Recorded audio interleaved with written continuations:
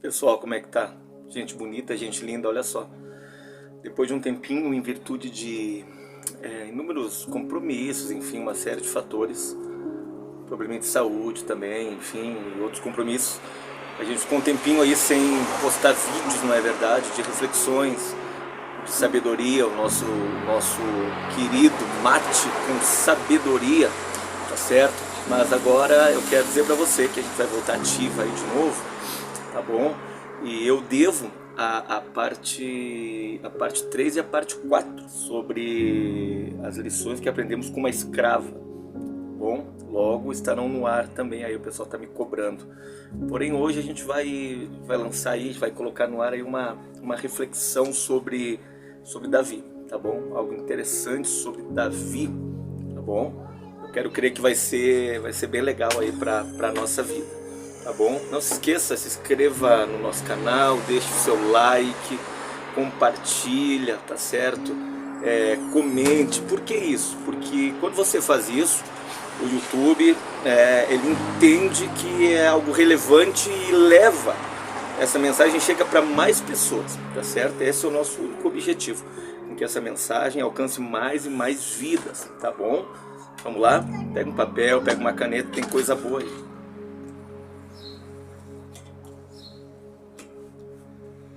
Bom dia, pessoal, como é que tá você? Tudo bem? Manhã linda, manhã bonita, manhã de sol, não é verdade? Tô aqui com meu mate, momento mate com sabedoria. Eu desejo, como sempre, que toda vez que eu pergunto para você, que eu faço essa pergunta, perdão, como é que você tá, como é que tá a tua casa, a tua família, eu desejo, eu espero que você possa do outro lado, sei lá, no teu celular, no teu notebook, quem sabe na TV da tua casa, onde quer que você esteja assistindo essa reflexão, esse momento de sabedoria bíblica, mate com sabedoria, você possa responder: vai tudo bem.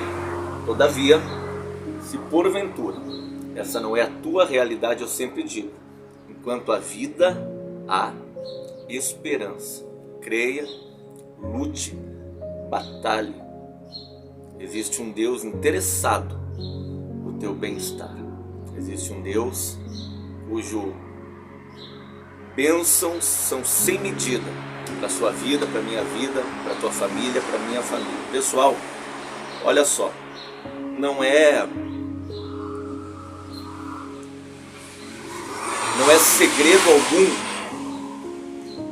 segredo algum que eu sou apaixonado pela história de Davi.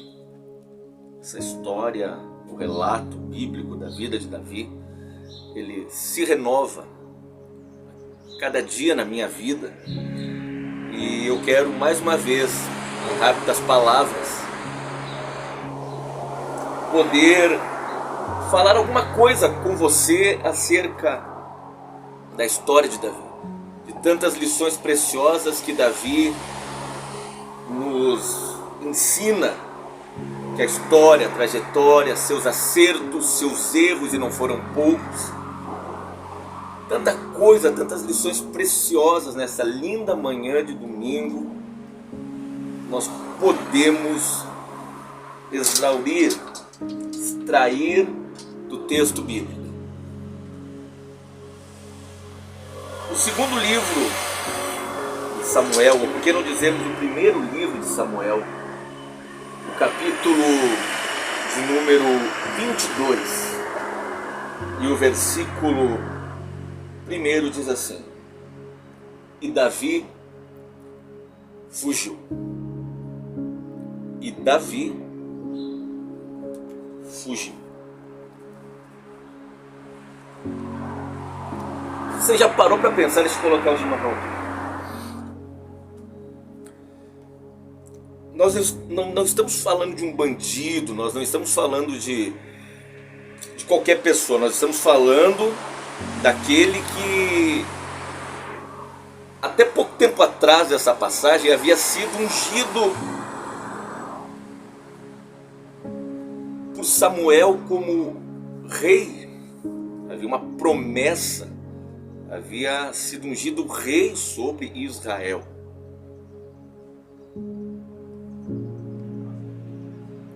Davi, lá no anonimato, cuidando das ovelhas, como você bem conhece, você bem sabe, eu não vou aqui falar o que você já sabe, a maioria sabe, independente da cultura bíblica, dos níveis de cultura bíblica de cada um. Davi agora é ungido rei e parece que tudo vai mudar na vida de Davi. Porque até então Davi estava no anonimato, Davi se encontrava longe de casa, mas perto de Deus. Davi agora começa a ganhar notoriedade porque há uma repercussão. O pessoal começa a saber, a comunidade começa a saber que ele agora havia sido visitado por nada mais, nada menos do que Samuel. Quando Samuel visita alguém, alguma coisa de Deus vai acontecer. A bem na verdade, Davi ganha mais notoriedade posterior à sua célebre vitória contra o gigante Golias. Você conhece essa história. Ali Davi cria fama. Mas Davi não foi um paraquedista. Quando a fama chega, a notoriedade chega, quando Davi começa a aparecer para a comunidade de Israel naquela época, vem à tona tudo aquilo que Davi já fazia no anonimato. Porque existem muitas coisas que nós fazemos em determinados momentos da nossa vida que não são notadas, não são vistas, mas no momento onde aparece a oportunidade de sermos vistos, de sermos notados, de sermos projetados a um outro nível, a um outro patamar, aí sim é trazida a memória, ou é trazida a lembrança, é evidenciado aquilo que você fazia e ninguém via, mas sobretudo Deus vê. Porque quando Davi vai enfrentar o gigante, é interessante isso, eu quero extrair lições aqui, tá certo? Se você puder, pegue seu papel, pegue sua caneta, tá bom? São momentos de sabedoria, lições espirituais, de inteligência bíblica, sabedoria emocional, enfim, espiritual, que vai nos trazer crescimento. Olha só. Davi, ele deixa claro, olha, eu não cheguei agora aqui não. Enquanto vocês não viam nada, eu estava matando leão, estava matando urso. E ele disse, o Deus que me livrou das mãos do leão, das mãos do urso, é o mesmo Deus que me livrará das mãos desse gigante.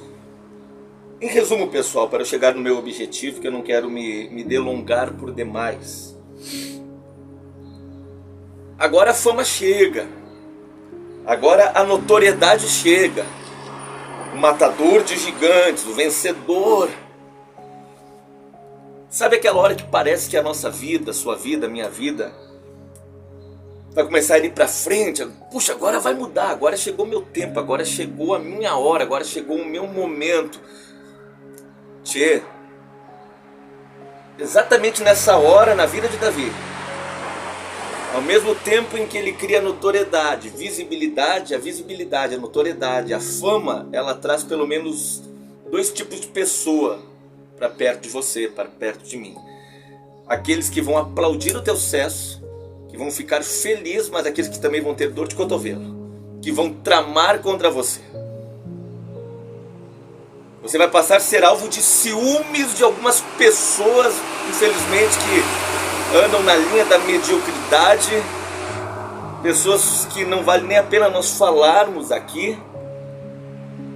E agora Davi, automaticamente, em vez de vivenciar um tempo novo de prosperidade, de vida vitoriosa na sua trajetória, do nada, aquele que há pouco tempo atrás era ungido por Samuel como futuro rei de Israel, agora matador de gigantes, festejado. Daqui a pouco, diz a Bíblia Sagrada, a Escritura irrefutável, a Escritura inquestionável, capítulo 22 do primeiro livro de Samuel. E Davi fugiu. O ungido, o vencedor da batalha, agora é o fugitivo de Israel. Um homem errante, um homem que estava automaticamente, em virtude dessa fuga injusta, sem dever, não era um bandido, não falo de bandido, eu falo de Davi. Um homem que agora se encontra em virtude da fuga com medo, com angústia, confuso. Eu anotei algumas coisas aqui. Com incertezas dentro de sua alma, dentro do seu coração. Em virtude de todas essas características, desses sentimentos que eu vos estou relatando, Davi então começa a cometer alguns erros que Davi, de forma alguma, um homem segundo o coração de Deus, sim, mas um homem que cometeu muitos erros. Agora ele começa a mentir em virtude dessa confusão, desse medo, dessa angústia, dessa incerteza. E em resumo, agora Davi se encontra num lugar chamado Caverna de Adulão. Um homem que a perspectiva da sua vida era uma, mas agora ela é completamente mudada. E Davi chega no fim das suas forças. Davi chega agora exaurido. Nós podemos dizer que Davi chega agora na caverna. Ele se torna um fugitivo habitante de cavernas, sem emprego. Ele chega ali sem a mulher. Ele chega sem o seu conselheiro, sem Samuel, sem os seus melhores amigos. Ele vem num processo de perdas, uma perda atrás da outra. Para culminar este tempo de perda, ele chega sem autoestima, a ponto de ter que mentir em determinado lugar, engate, ter que se fazer de louco, arranhar portas, enfim, o relato bíblico é excepcional, é extraordinário acerca de Davi. Ele tem que se fingir de louco, babar no canto da boca. Davi agora é o fugitivo de Israel. Eu posso vos dizer, queridos, que este é o pior momento da vida de Davi. Não vou ler, mas anote, o Salmo 142 é um dos salmos que Davi escreve nesse momento, segundo os historiadores, segundo os teólogos. O Salmo 142 é um salmo que Davi escreve neste momento de angústia, onde Davi chega em uma caverna. Ele então não tinha segurança, Davi não tinha alimento, Davi não tinha com quem conversar, Davi não tinha mais esperança, promessa. Agora era colocado em xeque na cabeça de Davi, porque nesses momentos de angústia, nesses momentos de exaustão, nós começamos a duvidar de muitas coisas. Nós começamos a duvidar daquilo que foi traçado por nós. Quem sabe você já está fazendo essa analogia, está comparando esse seu momento de vida com a história de Davi. Porque verdadeiramente nós podemos, eu posso, você pode comparar esse momento da história de Davi com momentos da nossa história, da nossa trajetória de vida. Agora está Davi, sozinho em uma caverna escura, longe de tudo, longe de todos aqueles que ele amava, mas tem um detalhe. Em momento algum, Deus se distanciou de Davi.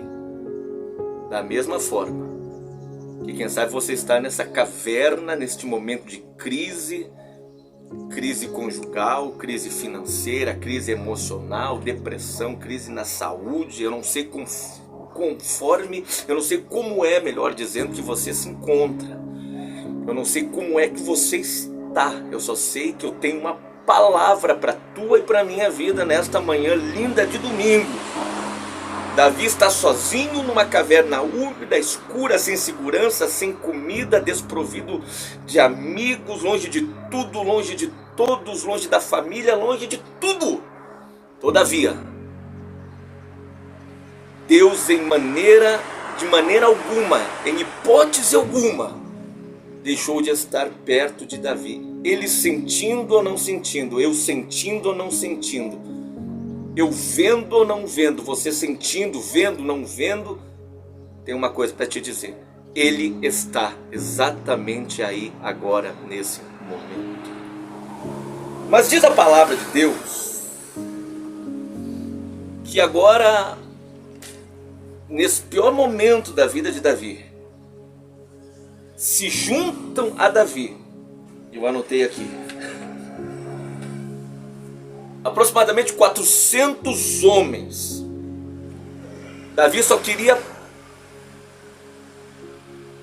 fugir, Davi só queria se esconder, guardar a sua vida, ficar sozinho. Mas agora a circunstância, o processo, como nós gostamos muito de falar hoje, né? Muito processo, a circunstância, o processo, ele agora faz com que aproximadamente 400 homens, com características não muito interessantes, diz a palavra de Deus que 400 homens se juntaram a Davi, todos que estavam em dificuldade, endividados e descontentes.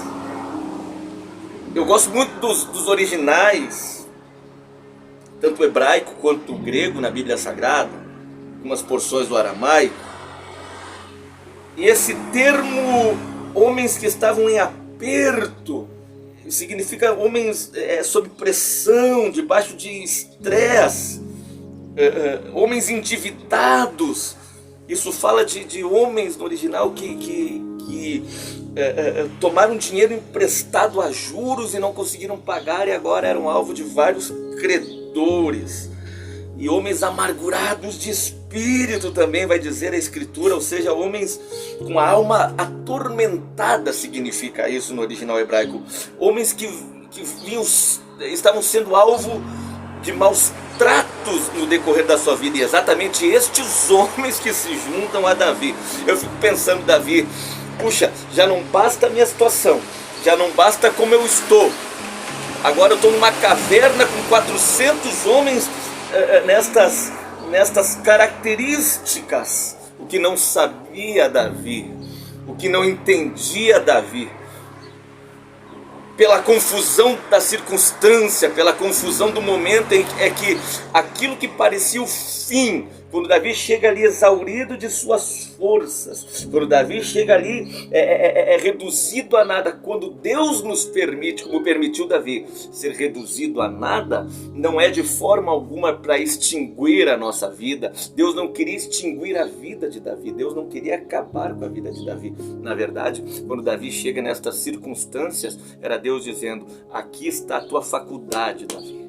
Tu não vai começar a reinar no trono, Davi. Tu vai começar a reinar, tu vai começar a liderar, tu vai começar a moldar pessoas, não lá no trono, mas você vai começar aqui, porque o que para ti é uma caverna de fuga, e para ti estes homens são homens que não prestam, para mim, Davi, são homens de valor, porque o teu caráter, Davi, vai moldar estes homens, vai moldar estas pessoas, vai moldar teu caráter, Davi. Vai moldar estes homens, vai moldar estas vidas. O teu caráter, Davi, vai fazer toda a diferença para estes homens. Sabe o que eu quero dizer para você? Sabe o que eu quero falar para você? Sabe o que eu anotei aqui? O teu momento, ele não te define. O teu momento não dita as regras do teu propósito e do teu futuro. O teu momento, eu repito, ele não vai definir o teu futuro. O que para Davi, o que para mim ou para você é uma circunstância de perda, é uma circunstância onde não há mais esperança, Deus está dizendo: calma, Davi, eu vou redirecionar a sua vida, a fim de que lá na frente você venha olhar para trás e ver esta caverna como uma das maiores faculdades, um dos melhores períodos da sua vida. Por quê? Porque aqueles homens começaram a observar a conduta de Davi. E a história vai nos dizer que na caverna, Davi começa a liderar. Porque na caverna, eles estavam observando Davi. Porque são nos piores momentos da nossa vida. E eu anotei aqui, anote aí. Nos piores momentos da nossa vida é que nós mostramos quem nós somos de verdade. Eu vou repetir. Nos piores momentos da nossa vida é que nós mostramos quem nós somos de verdade. É que o nosso caráter, ele vem para fora. E Davi começou a expressar o seu caráter, porque ele estava como fugitivo, mas ele não era fugitivo, ele era ungido. Ele estava fugitivo, ele não era fugitivo. O seu propósito era trono, o seu propósito era reinar, o seu propósito era ser lâmpada para Israel, lâmpada para um povo, lâmpada para uma comunidade. O seu propósito era marcar a história. Escute o que eu estou te falando. Esse teu momento não te define. Esse teu momento não vai rotular você. Existe alguém te observando. Sabe o que eu aprendo aqui? Independente dos nossos momentos de dificuldade, eu e você, independente da nossa condição, eu e você, assim como Davi, temos a condição, e é isso que Deus espera de nós, sermos agentes de transformação, canal de transformação. Pessoas que venham a agregar na vida de outras pessoas que possivelmente estão piores do que eu e do que você. Aqueles homens estavam piores do que Davi. Eu sei o que eu estou falando, queridos. Eu não estou vivendo os dias da plenitude na minha vida. Não, eu venho de um processo de fortalecimento com Deus. Eu venho de um processo de mudança. Que uma das maiores virtudes do ser humano é observarmos, notarmos quando estamos ultrapassando limites, quando estamos deformando a nossa vida. Eu venho de uma fase dessa. Eu venho de um período assim. Eu venho de um período de reconstrução de vida, de mudança de hábitos. E eu pensava: não, mas eu não posso, eu não tenho condições de ajudar ninguém. Deus me fez a entender, e eu tenho feito isso em off, de forma anônima, porque eu não preciso expressar isso. Eu estou só falando para você entender que eu não estou sendo um teórico aqui. Eu estou sendo alguém que fala na prática de vida daquilo que eu passo. Eu e você podemos ajudar pessoas. Eu e você podemos, independente da nossa situação, sermos canal de transformação para estas vidas. Porque são nesses momentos de dificuldade que alguém está nos observando, que alguém está nos olhando, que alguém está vendo como é que nós vamos agir. Claro, muitos é para nos acusar, mas muitos de alma pura, de coração aberto, vão ser moldados por mim e por você nesses momentos difíceis. Porque aqueles homens que agora eram homens endividados, homens amargurados de espírito, homens, no resumo, eram homens com caráter duvidoso, tiveram o seu caráter moldado por um homem que tinha uma promessa, tinha um propósito. E aquele momento não definiu a história de Davi. Eu vou terminar. Eu repito, teu momento, escreva isso, guarde isso, teu momento não te define. Eu e você não somos rotulados, eu escrevi aqui, por nossos momentos difíceis. A tua e a minha identidade, ela está construída em Deus. O importante é o que Deus vê de você e o que Deus vai fazer com você. Repito, Davi não começou a liderar quando ele chegou no trono. Davi começou a liderar dentro de uma caverna que foi um centro de treinamento para Davi e para aqueles homens. Davi mudou tanto o caráter daqueles homens, que até então eram homens com dificuldade, homens com tanta coisa complicada na vida.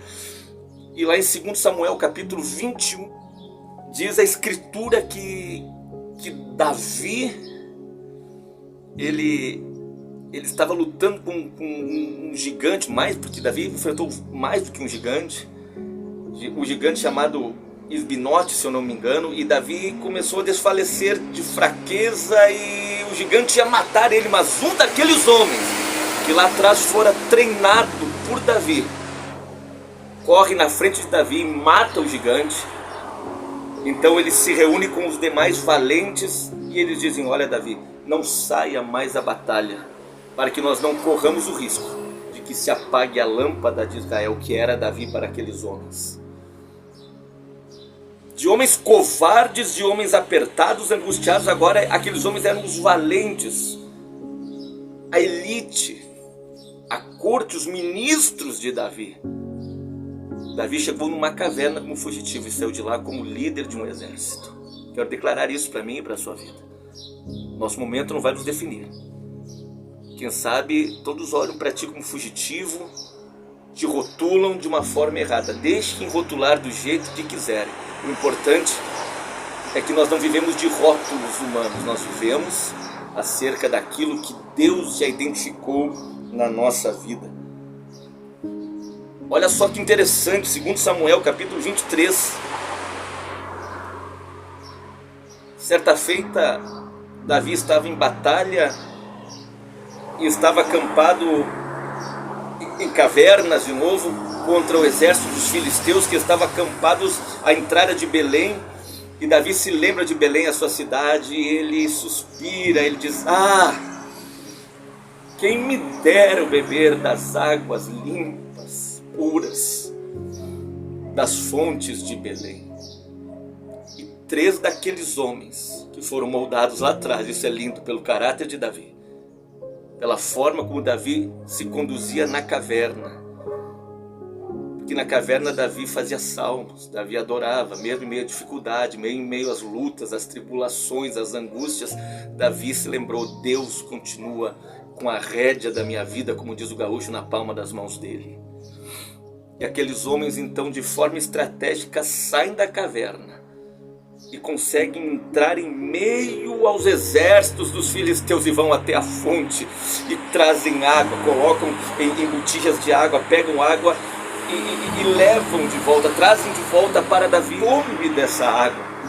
Então Davi, ele pega a água e derrama a água no chão. À primeira vista parece um desprezo, à primeira vista parece um desperdício, mas não. Davi coloca aquela água no chão como sacrifício, pelo sacrifício que aqueles homens, o risco que aqueles homens sofreram, e consagra aquela água a Deus. Olha o coração de Davi. Mas olha o coração daqueles homens, o que aqueles homens fizeram por fidelidade. Aquele que, no pior momento da sua vida, conseguiu moldar outras vidas. E Davi declara: que seja isso consagrado a Deus, porque de forma alguma eu beberia uma água que poderia ter gerado o sacrifício de vocês. Esse era o coração de Davi.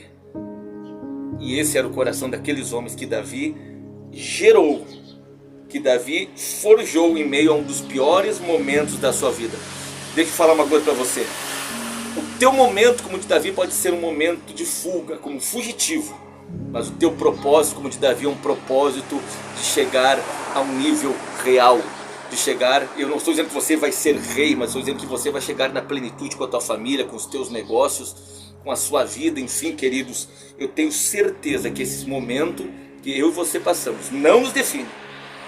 Então eu encerro dizendo: transformemos essa crise, eu escrevi aqui, transformemos esta crise em oportunidade para sermos melhores, tanto para nós mesmos como para os outros. Porque quando nós somos melhores para nós mesmos, a nossa vida segue em frente. Mas quando nós somos melhores para os outros, quando nós ajudamos os outros, a nossa vida ganha sentido. E eu termino dizendo, repetindo, para você frisar, para você guardar e não mais se esquecer: teu momento não te define. A circunstância atual não é o teu fim. É um momento onde Deus está redirecionando as coisas para você. Eu tenho certeza que daqui a pouco o trono chegará para a tua casa, para a tua vida, para os teus negócios, para a tua família. Isso que eu quero declarar nessa manhã. Deus abençoe você. Deus abençoe sua casa. Deus abençoe a sua família. Beijo no seu coração.